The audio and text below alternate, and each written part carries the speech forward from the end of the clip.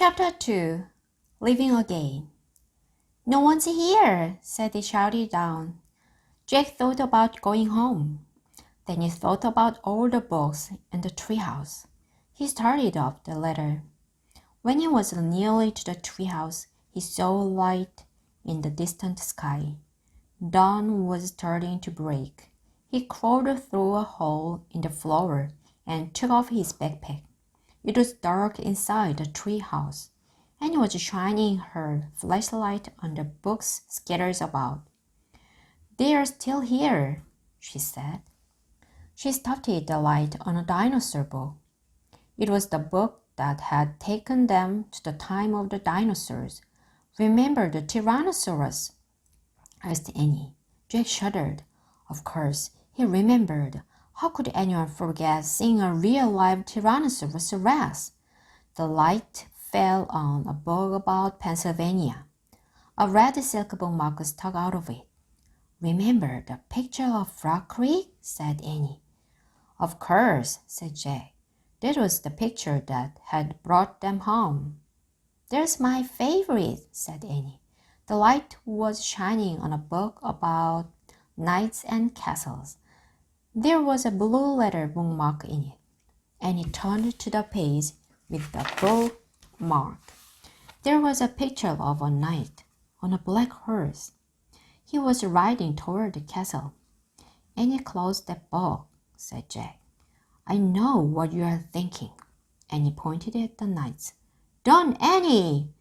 We wish we could see this guy for real," Annie said.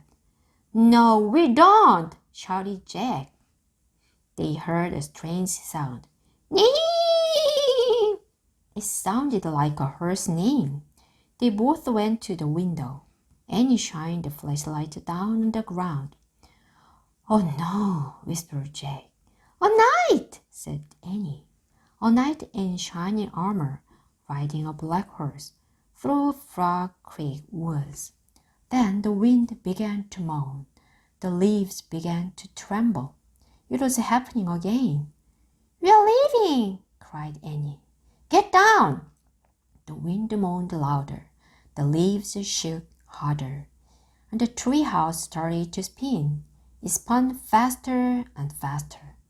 Jack squeezed his eyes shut. Then everything was still, absolutely still. Jack opened his eyes. He shivered. The air was damp and cool. The sound of a horse's whinny came again from below. "Neigh!"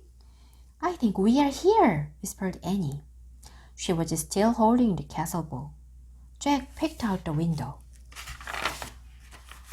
A huge castle loomed out of the fog.